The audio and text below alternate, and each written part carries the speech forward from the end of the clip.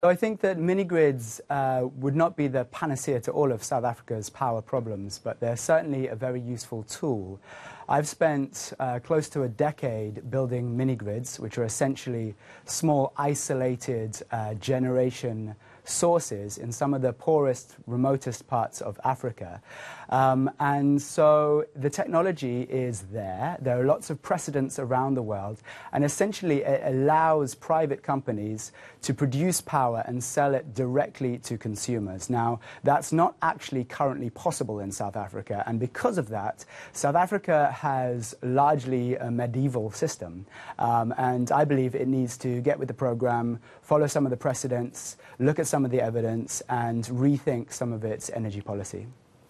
Now, how affordable, though, is what you are talking about? Because much as everyone accepts that alternative sources like solar and so on can actually help alleviate the problems we are having currently. But the minute people go on a much bigger scale, things become a little bit more expensive. Is it wrong to think that way? Yes, I think that's not quite the right way to think about it. In one sense, we have the technology costs falling all of the time. We have solar panels dropping in price daily. We have storage systems like batteries dropping in price daily. And I think it's not about householders bearing the burden of paying for these systems. It's about the enabling of a market. And if there was a market enabled for the generation and selling of power, then a huge amount of investment would flow into the space. The private commercial sector would do all of the financial investment needed to bring about these big changes. The burden would not be on national government, and the burden would not be on householders. An entire market would be created.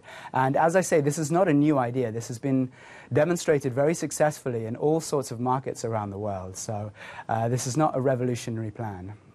Now, I mean, from the last briefing Eskom and Public Enterprises heard, they did say that they are not necessarily averse to the idea of bringing in new players with all the alternative technologies that are on offer.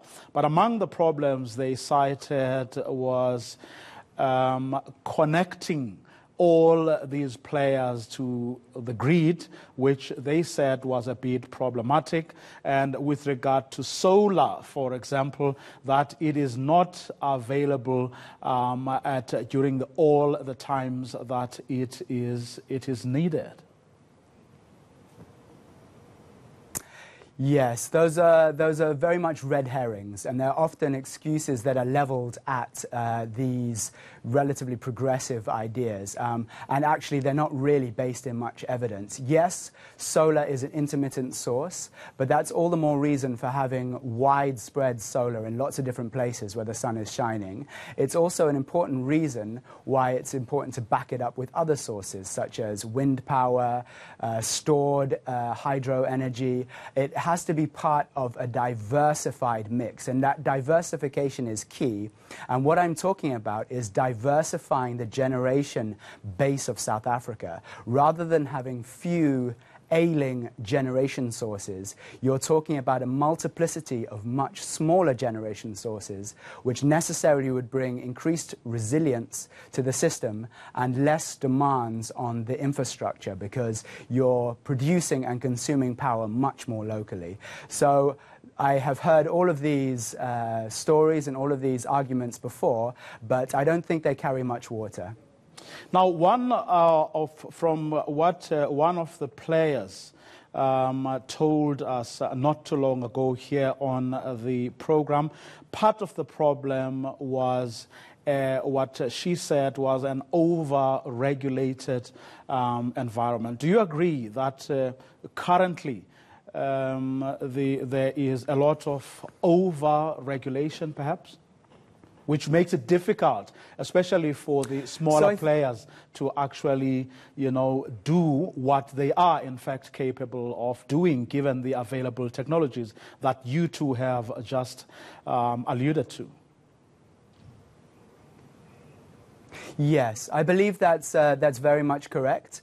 The situation in South Africa is that the Electricity Regulation Act does guarantee non-discriminating access to the transmission networks.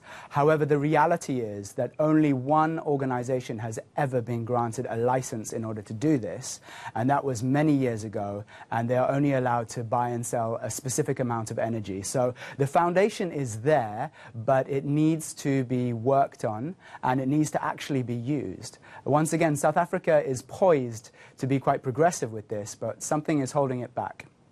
Now, as someone who says you've been involved in similar projects across the continent and the world, tell us in which countries or jurisdiction on the African continent, like in particular, have we seen these mini grids that you are talking about, and how successful really have they been? So it's a very good question. Mini-grids came to the fore in Kenya, in East Africa, which is where I was based for almost 7 years.